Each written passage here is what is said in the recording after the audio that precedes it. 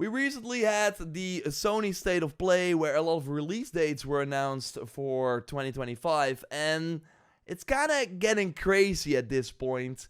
Summer is a bloodbath. Like, it's gonna be wild. Not every game can survive. We now have a lot of titles. I want to go over them. I want to like show you how bad it's already right now, and we're in February, and only more and more games will be announced for that August-September window, because they're of course scared for one game, and we will get to that.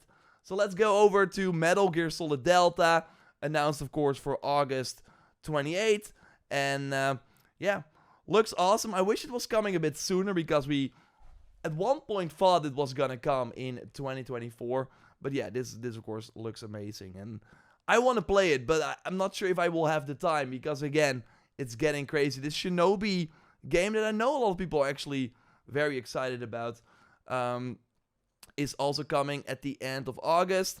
But yeah, this looks awesome.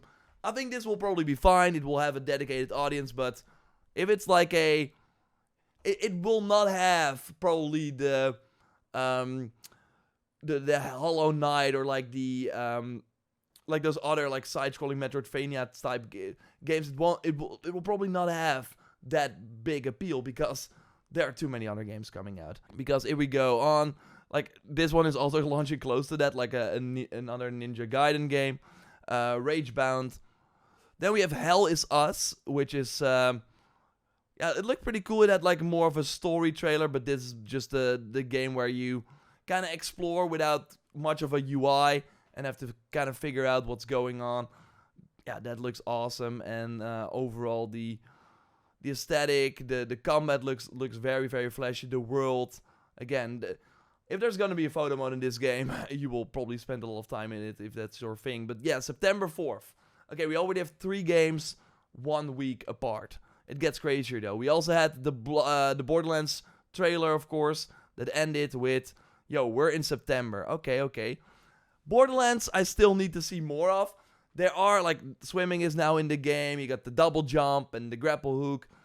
They are really so far expanding upon what I think the Borderlands, like, core fans really want. It looks like really great, but I do think they have to push it a bit further to get that mainstream appeal again. But of course, Borderlands is still huge and will be at the end of September.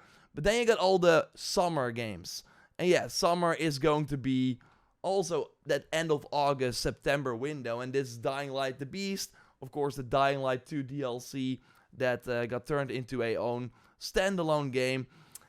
I think it looks awesome. I really, really liked Dying Light 1 mostly. But I had fun with Dying Light 2, especially the gameplay as well. And them now having those firearms at launch. Just the more... yeah, moving away a bit from the really urban Dying Light 2 to, yeah, what they also kind of did more of in Dying Light 1. This like small village with more of a forest and stuff. I think that's very, very cool. And we see that more in this trailer. I think the aesthetic is very, very awesome. So I can't wait for it. But yeah, it's summer 2025. Still kind of crazy that we only have 1 trailer for this game, Mafia The Old Country, while yes, that is also coming summer 2025. And we know that, again, Borderlands is September, this is the same publisher. It's gonna be before Borderlands, so I think this like August 28 as well. Like that end of August window is where I see them put this game. Because, especially this game, you don't want that to launch close to GTA 6. So... yeah, that's another pretty big summer title. People have been waiting for a new Mafia game, of course, for a long time, and myself included. And this looks so far pretty good, although I want to see some, like, actual gameplay as well. Like, what does it play like? How linear is it? Because we know it won't be really open world like Mafia 3. So then we have this game from an ex-Rockstar developer, actually. And I thought it looked really cool when they just showed the cars stuff, and then I'm really scared it's gonna be very linear. And just like a lot of like crazy explosions. I don't know about this, especially because again, it's now launching in that crowded window. Okay, there was like a rocket on a building and nothing really was destroyed. So again, I'm kind of what is this explosion? I'm kind of like worried that this is not gonna be it. That it's a bit too ambitious for what they are trying to do, and that it again will be very, very linear. So if you move to the right during one of those firefights, there will be this turn back, even though you get kind of the feeling that you're in a big open world. But yeah, that's also coming. Summer 2025. Okay. We got the Lies of P DLC. You know when that is launching? Well, give it to me. Oh, summer 2025. Okay, great. This looks insane, by the way. I got some like slack for that, and it's fair. I skipped this game when it came out. I was playing other things, but this DLC makes me rethink that. I think I should jump into Lies of P. Although, I don't know if I have time to play this, if it's coming out in September or something, right? So, but yeah, it looks very, very awesome. And then if we go on, we have Rematch. This is the Sifu soccer game, which is kind of interesting. But this is like for a completely different audience. And yeah, it could get... It's like those smaller Rocket League style matches and way more FIFA Street style than... Yeah, see, you can like even like bounce behind the goal as well. I think this could be really, really fun. And yeah, I don't see an issue for this if it's like a lot of fun. I can see this be like a PS Plus game too if they want to like really get it out there. But yeah, that's also in the summer. And then there are also like a lot of games that we know are coming in 2025, but that have no date yet. But because they were already announced in 2024, you're like, they have to launch in the middle of the year, right? They have to launch in that summer. This Marvel Rise of Hydra game looks insane. This like that Unreal Engine 5 showcase title. We still have not seen gameplay. Like, what does actually holding a controller and pushing the analog stick look like? It right now seems to be just a really cool movie that you play as well, but which could be fine. But they're kind of cagey about it all, so that's what kind of makes me worried. And I also think it's gonna be a very short game, but that should be fine.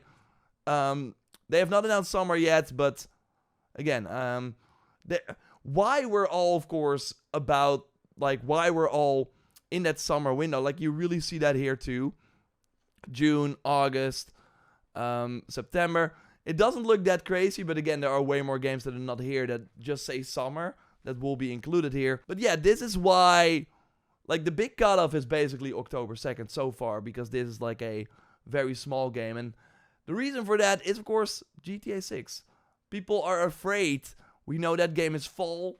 We know Borderlands is not going to launch close to GTA 6 because Borderlands is from the same publisher and they are launching September 23rd.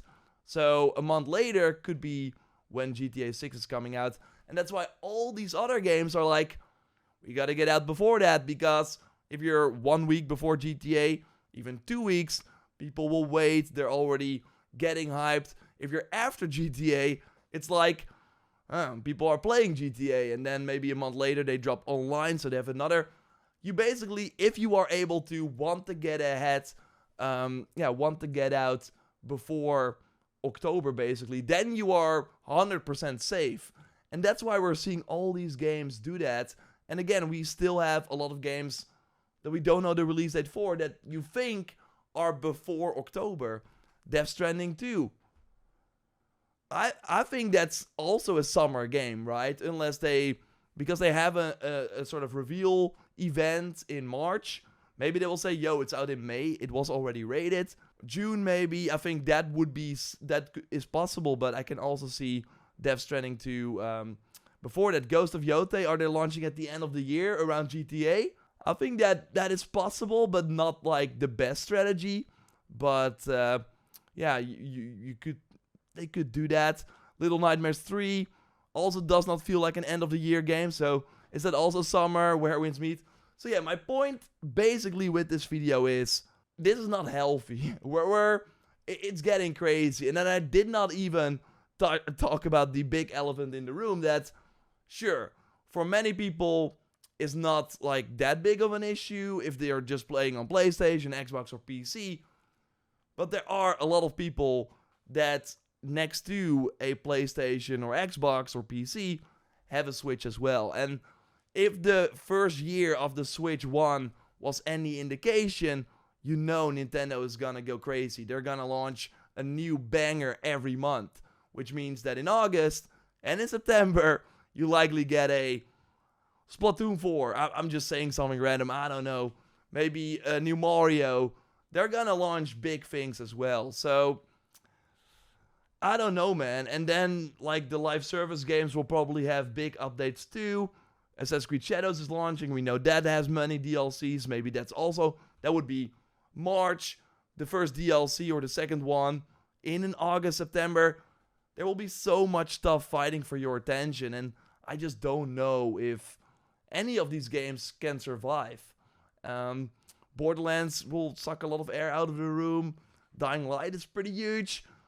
Will Hell Is Us, a new IP that is basically asking $60 as well, will that get the time of day? It's gonna be fascinating, but my alarm bells are already going off. This is not gonna work out.